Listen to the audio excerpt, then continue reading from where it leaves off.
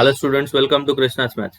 आज हम लोग पेपर वन के रिमेनिंग थ्योरम्स मतलब वेक्टर और 3D के थ्योरम डिस्कस करेंगे। इससे पहले मैंने एक वीडियो में अपलोड कर लिया है कौन कौन सा थ्योरम, ट्रिग्नोमेट्री फंक्शन का एंड पेयर्स ऑफ लाइंस का। वो दोनों चैप्टर के थ्योरम वो वीडियो से पढ़ लेना। अगर नहीं पढ़े हो तो वो प्लेलिस्ट में रहेगा। थ्योरम्स का प्लेलिस्ट अलग बनाऊंगा मैं, थ्योरम पेपर 2 का, पेपर 1 का थ्योरम का अलग प्लेलिस्ट बनाऊंगा, उसमें मैं रखूंगा सब। वो प्लेलिस्ट में जाकर देख लेना, वो मिल जाएगा आपको।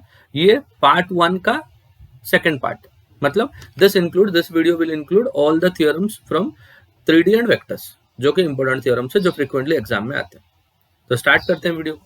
पहला थ्योरम लीनियर कॉम्बिनेशन वाला थ्योरम। थ्योरम क्या बोलता है देखो, अगर 3 vectors A bar B bar C bar coplanar होते हैं, इफ एंड नॉन इफ, तो इसमें दो कंडीशन आएंगे, एक इफ वाला पार्ट और एक ओनली इफ वाला पार्ट। ठीक है, एक्सिस है नॉन जीरो लीनियर कॉम्बिनेशन, अगर कोप्लानर हुए तो ये कंडीशन को सेटिस्फाई करेगा। 3 वेक्टर कोप्लानर हुए तो ये कंडीशन, पहले हम लोग क्या करेंगे, इफ पार्ट लेंगे, इसमें 3 वेक्टर को कोप्लानर मान लेंगे और प्रूफ करेंगे कि x into A bar plus Y into B bar plus Z into C bar equal to 0। Second part में उल्टा करेंगे, सेकेंड पार्ट में हम लोग मान लेंगे अगर x into A bar plus Y into B bar plus Z into C bar equal to 0 then the vectors are coplanar. So the first part is only if part. क्या consider कर रहे हैं कि A bar B bar C bar are coplanar. अगर coplanar है मतलब same plane में रहेंगे, सेम प्लेन में रहेंगे तो हो सकता है ना 3 में से कोई 2 वेक्टर सेम लाइन में भी हो। समझ रहे हो बात को? हाँ, कोई 2 वेक्टर सेम लाइन में हो तो हम लोग ऐसा मान ले, assume that A bar B bar C bar are coplanar. Suppose A bar B bar C bar are collinear, any 2 of A bar. 3 में से अगर सेम प्लेन में रहेंगे तो हो सकता है ना कोई 2 वेक्टर ए बी सी में से 2 वेक्टर सेम लाइन में रहेंगे। अगर सेम लाइन में रहेंगे वो दोनों वेक्टर कोलिनियर होंगे। अगर कोलिनियर होंगे तो एक वेक्टर को दूसरे वेक्टर के स्केलर मल्टीपल में लिखा जा सकता है, राइट। तो यहाँ का कोफिशिएंट 1 है, इसको अगर मैं x मान लूं, यहाँ का कोफिशिएंट लैम्डा है, अगर इसको मैं माइनस वाई मान लूं equal to minus Y into B bar, क्योंकि एक्स वाई जेड तो स्केलर्स है, इसको इधर लेके आ जाओ तो x into A bar plus Y into B bar is equal to C 0 bar हो जाएगा। ये आपका यहाँ पे लिखा है ना। तो एक वेक्टर अगर दूसरे के स्केलर मल्टीपल में होगा तो we can write like this, x into A bar plus Y into B bar equal to 0 bar. हो गया, दोनों साइड मैंने क्या किया, 0 इंटू सी बार को ऐड कर दिया। तो 0 बार में अगर 0 इंटू सी बार को ऐड करता है तो 0 ही होता है। तो मतलब ये जो इक्वेशन बना इसमें x y and z, z की जगह पे 0 है, तो मतलब ये इसका एक सोल्यूशन है। ये जो इक्वेशन हम लोग को प्रूफ करना है उसका एक सोल्यूशन है, वो z की जगह पे 0 कर दोगे तो पॉइंट आपका हो जाएगा x, y, उसका सोल्यूशन है। इसका मतलब ये जो हमने लेके आया ये इसको सेटिस्फाई करेगा। सेटिस्फाई कर गया तो हमने क्या बोला था कि वो 3 कोप्लानर है, तो ये प्रूफ करने को था और ये प्रूफ हो गया। कभी हुआ जब 3 में से कोई 2 वेक्टर कोलिनियर हुए, 3 में से कोई 2 वेक्टर कोलिनियर हुए, उसका केस 2 देखो। केस 2 क्या, अगर 3 में से कोई भी 2 वेक्टर कोलिनियर नहीं है, अगर कोलिनियर नहीं है, तीनों वेक्टर कोप्लानर तो है।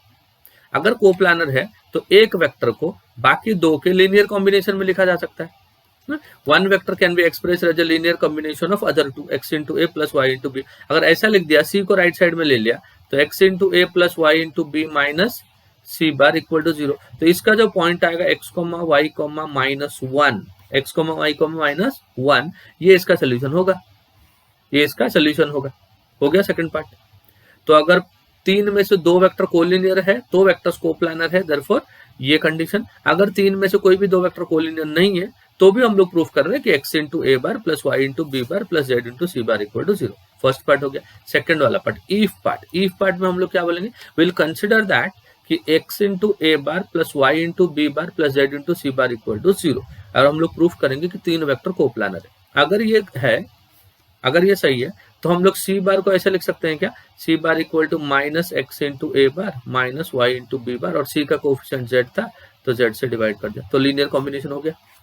X minus X by Z को मैंने लैम्डा बोल दिया, lambda into A bar lambda 1 plus minus Y by Z को अगर मैं लैम्डा 2 बोल दूं तो ये हो गया ना, एक वेक्टर बाकी 2 के लीनियर कॉम्बिनेशन में एक्सप्रेस हो गया। अगर एक वेक्टर बाकी 2 के लीनियर कॉम्बिनेशन में एक्सप्रेस हो जाएगा तो तीनों वेक्टर कोप्लानर हो जाएंगे। Therefore C bar is coplanar with A bar and B bar and hence the theorem. समझ गया बच्चों? पहले क्या किया, इफ पार्ट लिया। इफ पार्ट में हमने क्या किया कि 3 वेक्टर को कोप्लानर बोला। 3 वेक्टर अगर कोप्लानर होंगे, 3 में से कोई 2 कोलिनियर होंगे। अगर 2 कोलिनियर होंगे तो स्केलर मल्टीपल में लिखा, फिर दोनों साइड मैंने 0 इंटू सी बार ऐड कर दिया, तो मेरा प्रॉब्लम हो गया, खत्म। अगर दो वेक्टर कोप्लानर, दो वेक्टर कोलिनियर नहीं होते हैं, तीन में से कोई भी दो वेक्टर कोलिनियर नहीं है, इसका मतलब तीन वेक्टर कोप्लानर है। अगर तीन वेक्टर कोप्लानर है, then one vector can be expressed as scalar multiple of other two. तो C bar can be expressed as X into A bar plus Y into B bar. C bar को right side ले लिया तो minus C बार हो गया, इसका जो solution आया ये इक्वेशन को सेटिस्फाई करेगा, देयरफॉर प्रूफ हो गया कि X into A bar plus Y into B bar plus Z into C bar equal to 0 bar. If part में क्या बोलता है, उल्टा कंसिडर करेंगे। अगर x into A bar plus Y into B bar plus Z into C bar equal to 0 हुआ, then A bar B bar C bar coplanar होंगे। इसका मतलब क्या है, अगर वो तीन इसको ऐसे एक्सप्रेस करेंगे तो सी बार को ऐसे लिख सकते हैं हम लोग, अगर माइनस एक्स बाई जेड को मैं कोई कांस्टेंट मान लूं and minus Y by Z को मैं और कोई कांस्टेंट मान लूं, lambda 1 and lambda 2, now C bar can be express as a linear combination of these two. अगर एक वेक्टर बाकी दो के लीनियर कॉम्बिनेशन में एक्सप्रेस कर सकते हो, then one the vectors will be coplanar and hence the theorem. This is the first part of the theorem.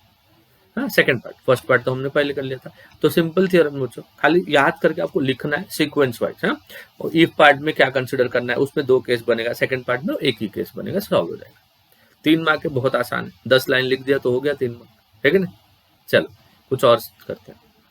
ये देखो, ये आपका सेक्शन फॉर्मूला, सेक्शन फॉर्मूला का पहला वाला internal division. First one is your internal division. Internal division क्या होता है, अगर दो पॉइंट आपको ऑलरेडी गिवन है ए एंड बी, इसका पोजीशन वेक्टर क्या है ए बार और इसका पोजीशन वेक्टर क्या है बी बार, और ये आपका ओरिजिन है। सो ओरिजिन से डिफाइंड है, so this is A bar and this is B bar. R एक इंटरनल पॉइंट है, R is an internal point with position vector R bar, जो ए बी को कौन से रेशियो में डिवाइड करता है, m/n। सब डिफाइन कर देंगे। Let A b bar and r bar be the position vectors of the points a, b and c a, b and r respectively, not c, a, b and r respectively. Since r is a point with position vector r bar, divides a, b bar internally in the ratio, कौन सा ratio बच्चों, m/n ना, internally in the ratio m/n। Therefore क्या हो जाएगा बच्चों, therefore a into R bar divide by r into B bar equal to m/n equal to m/n। Cross multiply कर दो, n into A R bar will be equal to m into R B bar. So this is n into A R bar को क्या लिखेंगे, R bar minus A bar equal to m into R B bar को क्या लिखेंगे, B bar minus R bar. Multiply कर लो, this is n into R bar minus n into A bar is equal to m into B bar minus n into A bar. n A bar को उधर ले लो, m into B bar minus n into m into R bar है वो, ठीक है। This is m into R bar, m into R bar को इधर ले लो, so this is m into R bar plus n into R bar equal to n A bar को right side ले लो, m into B bar minus है उधर जाके प्लस हो जाएगा, आर बार को कॉमन ले लो, क्या बन गया m plus n, this is equal to m into B bar plus n into A bar. So therefore R bar is equal to m into B bar plus n into A bar divide by m plus n। हो गया बच्चों। So this is the theorem for internal division. अगर कोई एक point बाकी दो point को internal divide करेगा तो this is what the formula is, ठीक है। ये बहुत ही सिंपल है, 3 मार्क में आता है, ठीक है। और इसके साथ एक छोटा सा सम भी आएगा, ए बार का पोजीशन वेक्टर दिया रहेगा, बी का पोजीशन वेक्टर दिया रहेगा, रेशियो m और n का वैल्यू दिया रहेगा, आर बार पूछेगा। चल एक्सटर्नल डिवीजन देखो, एक्सटर्नल डिवीजन में क्या होता है, देखो ए ये है, बी ये है, और दोनों को जो डिवाइड करता है वो r है, वो बाहर है। तो a से r तक का लेंथ m है एंड r से b तक का लेंथ n है, और दोनों वेक्टर ऑपोजिट डायरेक्शन में। तो पहले पोजीशन वेक्टर डिफाइन कर लो, let a bar b bar and r bar be the position vectors of the points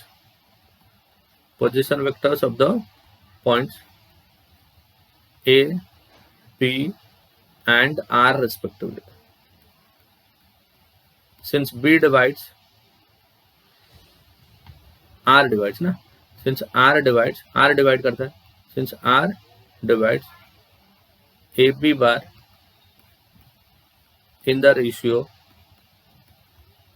m/n, m is to n, therefore we can say AR bar divide by RB bar equal to m by n। और क्योंकि दोनों opposite direction में है, जब आप cross multiply करके लिखोगे n into AR bar is equal to minus of m into RB bar, since AR bar and RB bar are in opposite direction, are in opposite direction. हो गया? तो अगर ये हो गया, अभी क्रॉस मल्टीप्लाई कर देंगे, n into AR bar can be written as R bar minus A bar equal to minus m into RB bar equal to B bar minus R bar. Now multiply कर देंगे, so this is n into R bar minus n into A bar equal to minus m into B bar plus m into R bar. यहाँ से R बार को जब आप common लोगे ना, R बार common ले लिया, R बार कॉमन ले लिया तो m माइनस n हुआ, और ये साइड तो as it is m minus n A bar. तो R बार इज इक्वल, हमें R बार चाहिए ना, so that is m into B bar minus n into A bar divide by m minus n। ना सही, ठीक है। तो ऐसे टाइप के दो क्वेश्चन भी दे सकते हैं। इंटरनल आएगा तो उसके साथ इंटरनल का क्वेश्चन, एक्सटर्नल आएगा तो एक्सटर्नल का एक क्वेश्चन। तो बी प्रिपेयर फॉर दैट। और इवन अगर ये थ्योरम नहीं भी आता ना, तो इंटरनल एक्सटर्नल के प्रॉब्लम्स तो इंपॉर्टेंट है ही, जो मैंने आपको पिछले लेक्चर, अगर आप वेक्टर के देखोगे ना, वेक्टर के प्लेलिस्ट में मैंने जो बनाया ना, वेक्टर का पोजीशन वेक्टर वाला, इंटरनल एक्सटर्नल डिवीजन वाला, dot product, cross product, scalar triple product, सारे प्लेलिस्ट के अंदर वेक्टर में 5 अपलोड किया, 5 वीडियो एक प्लेलिस्ट के अंदर है। अगर आपने नहीं देखा है तो मैं जस्ट सजेस्ट करूंगा जाके एक बार देख लो। नेक्स्ट थ्योरम देखो, prove that the medians of a triangle are concurrent. Median triangle का क्या होगा? कॉन्करेंट होगा। ट्राइंगल का मीडियन मतलब क्या होता है बच्चों? जो लाइन मिड पॉइंट को ज्वाइन करता है। अगर मान लो मैं ए से ज्वाइन किया तो इसके मिड पॉइंट को ज्वाइन कर देगा। अगर बी से ज्वाइन किया तो ई होगा, ए सी के मिड पॉइंट को, सी से ज्वाइन किया तो ए बी के मिड पॉइंट को ज्वाइन करेगा। तो हमें प्रूफ करना है ये तीनों मिडिल एक पॉइंट से पास करते हैं, और वो पॉइंट को हमें मालूम है सेंट्रोइड बोलते हैं हम लोग, and that is A bar plus B bar plus C bar upon 3। तो हमें ये प्रूफ करना है ऐसा एक पॉइंट होगा जो ए डी के ऊपर होगा, बी ई के ऊपर होगा, सी एफ के ऊपर होगा। किस किस के ऊपर होगा? ए डी के ऊपर एक पॉइंट जी होगा, एंड बी ई के ऊपर वही पॉइंट होगा जी, एंड सी एफ के ऊपर भी वही पॉइंट होगा जी। और तीनों पॉइंट अगर एक है और तीनों लाइन के ऊपर है तो ऑब्वियसली तीनों लाइन एक पॉइंट से पास करेंगे। पहले तो सब डिफाइन कर लेते हैं। क्या क्या डिफाइन करोगे? Let A bar, B bar, C bar and G bar be the position vectors of the points. Position vectors of the points कौन कौन सा पॉइंट है? A, B, C and G respectively. So let AD, BE and CF are the medians. अगर median हुआ, therefore DE and F be the midpoints. Be the midpoints of D किसका होगा? BC का, E किसका होगा? AC का, and F किसका होगा? AB respectively. अगर मिड पॉइंट होगा तो मिड पॉइंट का फॉर्मूला हम लोग को मालूम है, D का position vector D bar is equal to, D किसका मिड पॉइंट है? BC का, तो you can write D bar equal to B bar plus C bar upon 2। E bar is equal to, E AC का mid point है, so this can be written as A bar plus C bar upon 2, and F AB का mid point है, तो F bar is equal to A bar plus B bar divide by 2। Cross multiply कर देंगे, therefore 2 times D bar equal to B bar plus C bar, 2 times E bar is equal to A bar plus C bar, and 2 times F bar is equal to A bar plus B bar. हो गया। अभी देखो यहाँ पे B plus C है तो A नहीं है, मैं दोनों साइड A ऐड कर दूंगा। यहाँ पे B नहीं है तो मैं दोनों साइड B ऐड कर दूंगा, और क्योंकि यहाँ पे C नहीं है तो मैं दोनों साइड C ऐड कर दूंगा। जैसे ही मैं ये ऐड कर दूंगा तो मेरा राइट साइड जो है ना, इस एक्सप्रेशन का right side will become A bar plus B bar plus C बार, उसको मैं एक साथ लिखूंगा। सो देखो ध्यान से, सो दिस इज 2D बार, क्या ऐड करना था मुझे? A bar equal to 2E bar, क्या ऐड करना था मुझे इधर? B bar equal to 2F bar, मुझे क्या ऐड करना था? C बार, है ना, plus C bar equal, right side सबका हो गया A bar plus B bar plus C bar. Now let us divide by 3। किससे डिवाइड करेंगे? 3। अगर इसको 3 से डिवाइड करेंगे तो इसको 2 प्लस 1 कर दिया, 3 ही हो रहा है, 2 प्लस 1 कर दिया, 2 + 1 अभी चमक गया रहेगा। देखो क्या चमका कि जो G वाला पॉइंट है ये G होता है और इसका पोजीशन वेक्टर G बार होता है। नाउ G डिवाइड्स, G जो होता है ना सेंट्रॉइड होता है ना, G डिवाइड्स किसको डिवाइड कर रहा है? देखो पहले इसके साथ, इसको इसके साथ इक्वेट करके अगर बताएंगे, ए डी को डिवाइड करता है 2:1। मैंने बताया था आपको पॉइंट को आप ये डायरेक्शन में लोगे तो रेशियो को ये डायरेक्शन में लोगे, सीधा सीधा नहीं बोल देने का, सब गड़बड़ हो जाएगा। देखो डी ए बोलूंगा और अगर 2:1 बोल दिया तो गलत है ना, ऐसा बोलना है ए डी ऐसा। देखो फील भी आ रहा है ना, आ रहा है, हाँ ठीक है। तो ए डी करेंगे तो 2:1 करेगा। तो अगर मैं ए डी करूंगा तो रेशियो यहां से बोलूंगा, G divides A D BE and CF in the ratio, कौन से रेशियो में डिवाइड करता है? देखो रेशियो 2:1 हो रहा है, 2:1 और प्लस साइन है, प्लस साइन मतलब इंटरनली, हमने देखा था ना अभी, प्लस साइन है तो इंटरनली डिवाइड करें, ठीक है। तो G डिवाइड करेगा AD को, BE को, CF को। अगर एक पॉइंट तीनों को डिवाइड करता है मतलब G lies on AD BE and CF, और क्योंकि तीनों इक्वल है therefore G lies on AD के ऊपर भी रहेगा, बी के ऊपर भी रहेगा एंड सी एफ के ऊपर भी रहेगा, और तीनों के ऊपर रहेगा। अगर तीनों का वैल्यू जी बार के साथ इक्वल है इसका मतलब medians A D BE and C F are concurrent, are concurrent. इसको डी लिख दो बच्चों, A D BE and C F, A D B and C F are concurrent. ये एक इंपॉर्टेंट थ्योरम बच्चों एग्जाम में आता है, ठीक है। तो इंपॉर्टेंट लिख दो इधर, आईएमपी थ्योरम बहुत इंपॉर्टेंट है, बहुत बार एग्जाम में आ चुका है, आगे भी आ सकता है, ठीक है। चलो एक थ्योरम और देखो बच्चों, prove that the angle bisectors of a triangle are concurrent. कोई एक ट्राइंगल है जिसके एंगल बाइसेक्टर्स कॉन्करेंट होते हैं। तो अगर एंगल बाइसेक्टर कॉन्करेंट होते हैं, एक ट्राइंगल में बना लेता हूं इधर, this is the triangle A B C B the triangle. Angle bisector A से अगर मैं एंगल बाइसेक्टर बनाऊंगा तो कुछ ऐसा बनेगा, मतलब ये दोनों एंगल सेम होंगे, let it be A D. B से एक एंगल बाइसेक्टर बनाऊंगा तो ऐसा बनेगा, ये दोनों एंगल सेम होंगे बी ई। एंड अगर सी से मैं एक एंगल बाइसेक्टर बनाऊंगा तो कुछ ऐसा बनेगा, तो ये एंगल ये दोनों सेम होंगे, this will be C F. अब देखो ए का जो अपोजिट साइड है बी सी है, इसका लेंथ ए है, इस साइड ए सी का लेंथ बी है, ए बी का लेंथ सी है। तो एंगल बाइसेक्टर का प्रॉपर्टी हम लोग 9th-10th में पढ़े थे। तो अगर एंगल बाइसेक्टर ए डी है तो वो अपोजिट साइड का जो रेशियो है, अपोजिट साइड का रेशियो कौन है? बी एंड सी है, ये ना अपोजिट साइड का लेंथ का रेशियो। तो जो डी वाला पॉइंट है वो बी सी को C/B में डिवाइड करेगा। देखो अगर ये सी है तो इसका ऑपोजिट होगा सी, ऐसा याद रखो, है? तो ऐसा हो जाएगा। सिमिलरली अगर ये ई है तो ये कैसे डिवाइड करेगा? A/C से डिवाइड करेगा। ये अगर F है ये कैसे डिवाइड करेगा? B/A से डिवाइड करेगा। मतलब अगर AD BE and CF angle bisectors होते हैं और सबका पोजीशन वेक्टर हम लोग डिफाइन कर लेंगे, A bar B bar C bar, A bar B bar and C bar, D bar E bar and F बार, ठीक है, सबको कंसिडर कर लेंगे। तो क्या हो जाएगा देखो, ये प्रॉपर्टी हो गया। सो देखो late ABC be a triangle and AD BE and CF are the corresponding, are the angle bisectors, right? Are the angle bisectors. हो गया, ये एंगल बाइसेक्टर हो गया। Therefore D will divide, therefore D E and F, सबका position vector define कर लो पहले।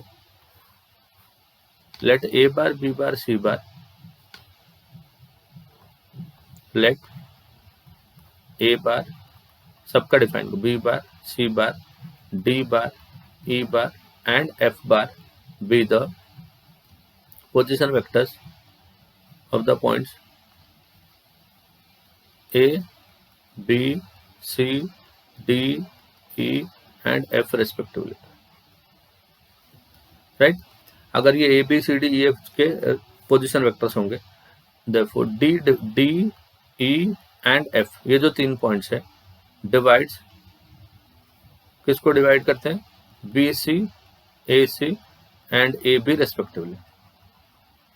इसको डिवाइड करेंगे, इसका मतलब डी बार क्या हो जाएगा, D bar is equal to B into B bar plus C into C bar divide by B plus C, and E bar is equal to A into A bar plus C into C bar divide by A plus C, and F bar is equal to, F कितना हो जाएगा, A into A bar plus B into B bar divide by A plus B, cross multiply कर लो, this is B plus C into D bar equal to b into b bar plus c into c bar.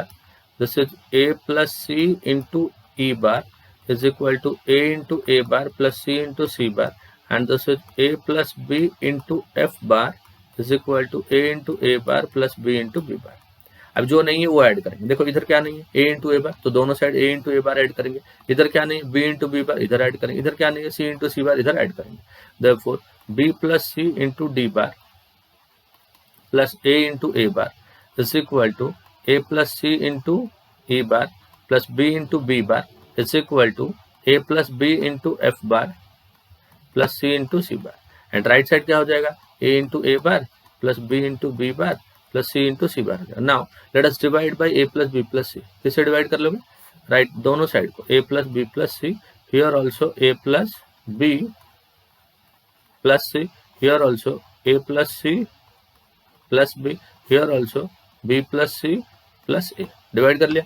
जैसे आप इसको divide कर लोगे ये बन जाएगा आपका इन सेंटर का फॉर्मूला, ये क्या बन गया आपका इन सेंटर, इन सेंटर को हम लोग क्या बोलते हैं आई, सो आई डिवाइड्स, आई डिवाइड करता है ये वाला पॉइंट, इन सेंटर को हम लोग आई बोलते हैं, और ये इंटर सेंटर, जैसे सेंटर रोड का फॉर्मूला क्या हो रहा है, A plus B plus C by 3, incentre का A into A bar plus B into B bar plus C into C bar, therefore I divides, किस किस को डिवाइड करता है, देखो यहाँ पे ए डी को डिवाइड करता है, AD, BE and CF respectively.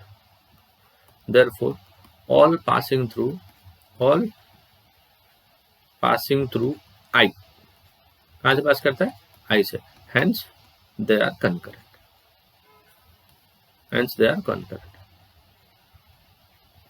अगर तुम्हारे बुक का प्रूफ देखोगे ना, जो टेक्सुअल प्रूफ देखोगे ना, ये ABC के बदले उसने XYZ दिया है, बट मेरा मानना है अगर एबीसी से करोगे तो आपको एक्सप्रेशन सिमेट्रिक मिल रहा है, देखो ए बार बी बार सी बार ऐसे मिलेगा ना, सिमेट्रिक मिलेगा, तो आपको याद रखने को ज्यादा इजी होगा। अगर लिखने के टाइम पे गड़बड़ भी हो गया तो आप करेक्ट कर सकते हो उसको, but X into A bar Y into B bar कर दो तो आपको पता नहीं चलेगा कौन किसका करस्पॉन्डिंग है।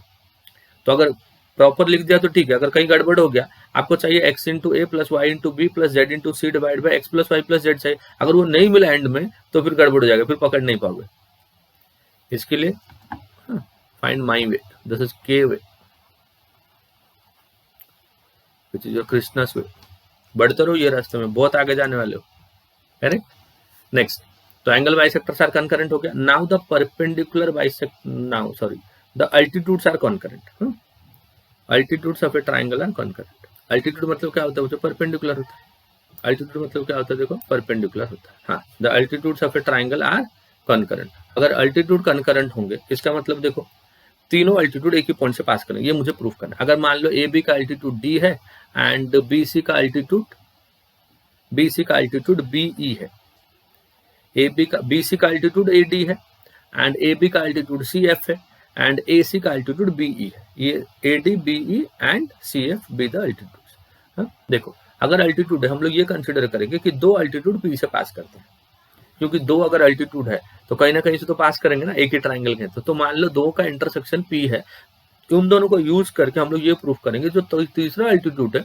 वो भी पी से पास करेगा। तो पहले हमने एज्यूम किया था कि दो अल्टीट्यूड पी से पास कर रहे हैं, इसको यूज करके हम लोग ये प्रूफ करेंगे कि तीसरा altitude also passing through P, hence they will be concurrent. सब डिफाइन कर लो, given ABC is a triangle, क्या बोलोगे, given ABC is a triangle, ABC is a triangle, AD, BE and CF be the altitudes, be their altitudes. Therefore, अगर ऐसा हुआ, let A bar, B bar, C bar, D bar, E bar and F bar be the position vectors of the points. कौन कौन सा point है, A, B, C, D, E and F respectively. ये सब लिखना पड़ेगा बच्चों, इतना क्या लिखना पड़ेगा, ऐसा नहीं सब लिखना पड़ेगा, तभी तो 3 मार्क मिलेंगे, नहीं तो कौन देगा 3 मार्क। अब देखो लेट हम लोग ये प्रूफ कर रहे हैं, let A D and BE these are the two altitudes ना, let these two are passing through P, passing through P. अगर ये पी से पास करेंगे, इसको यूज करके हम लोग ये प्रूफ करेंगे कि जो सी एफ है ये भी पी से पास करेगा। अगर ए डी पी से पास किया एंड ए डी अल्टीट्यूड है तो ए डी क्या होगा, परपेंडिकुलर टू ए बी है, एंड बीई जो है BE is perpendicular to, B किसको परपेंडिकुलर, ए सी को। और क्योंकि ये दोनों पी से पास करते हैं, आई कैन ऑल्सो राइट कि A P perpendicular to A B, क्योंकि पी से पास करता है, अभी हमने बोला, and BE BP perpendicular to A C. अगर दो वेक्टर परपेंडिकुलर होते हैं तो we can say the dot product will be equal to 0, AP dot A B equal to 0 and BP dot A C is equal to 0। AP dot BP मतलब P, AP को कैसे लिखेंगे, P minus A, dot AB को कैसे लिखेंगे, B minus A, and this is equal to 0 and this is P minus B dot C minus A and this is equal to 0। पहले को solve करते हैं, देखो P के साथ इन दोनों का P dot B bar minus P dot A bar, then minus A dot B bar minus A dot B, minus of minus हो गया प्लस। अब देखो क्या बोल रहे हैं हम लोग कि जो BE है वो AC को परपेंडिकुलर है, तो BP AC को परपेंडिकुलर, वो सेकंड वाला सही है, फर्स्ट वाला में चलते हैं हम लोग। देखो AP परपेंडिकुलर टू BC होगा, AP bar perpendicular to BC bar, सही है। Dot product of C bar minus B bar will be equal to 0। तो P bar dot C bar, पहला वाला कर रहा हूँ, P dot C minus P dot B minus A dot C minus minus plus हो गया A dot B will be equal to 0। Let this will be equation 1। Second वाला P dot C minus P dot A minus B dot C and plus A dot B, this also equal to 0. This is equation number 2। दोनों को minus कर देंगे, equation 1 minus equation 2। जैसे ही minus करोगे तो ये minus हो जाएगा, ये प्लस हो जाएगा, ये प्लस हो जाएगा, ये माइनस हो जाएगा, ये दोनों कैंसिल हो जाएंगे और ये दोनों कैंसिल हो जाएंगे। व्हाट विल बी लेफ्ट, क्या बचेगा, देखो ये बनेगा P bar dot A bar minus P bar dot B bar बनेगा ऐसा। देन इन दोनों में क्या बनेगा, plus B bar dot C bar minus A bar dot C bar, this is equal to 0। ठीक है, नाउ इन पहले दोनों से अगर P डॉट को कॉमन ले लिया तो A bar minus B bar, minus अगर C बार डॉट को कॉमन ले लिया तो A bar minus B bar is equal to 0। So this is equal to P bar minus C bar dot product with A bar minus B bar is equal to 0।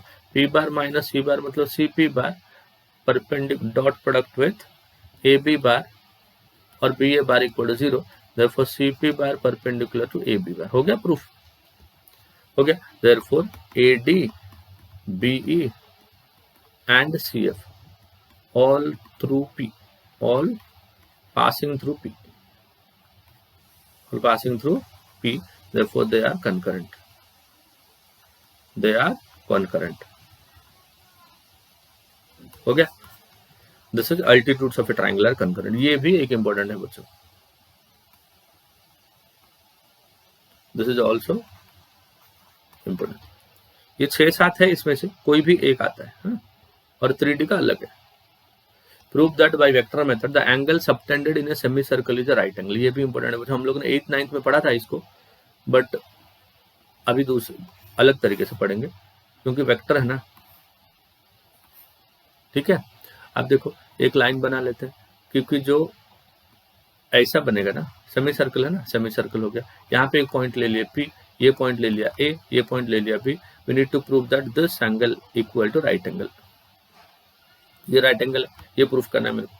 अगर right angle होगा तो ये दोनों side एक दूसरे को perpendicular होंगे। कौन कौन, AP एंड BP। अगर दोनों साइड परपेंडिकुलर होंगे, इन दोनों का डॉट प्रोडक्ट क्या होगा, 0 होगा। अगर दोनों side perpendicular, then the dot product of this two will be equal to 0। Now मान लो ये ओरिजिन है, this is A bar, this is B bar, ये A बार है और ये B बार है, और इसको मान लो P bar, but magnitude wise सब R है। लेट AB be the diameter of the circle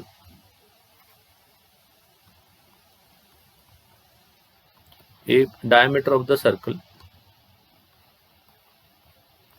with center O. Center O. P be any point on the circle. P be any point on the circle. Let A bar, B bar, let A bar position vector define करना. A bar, B bar, P bar be the position vectors of A, B, P with respect to origin respectively. हो गया.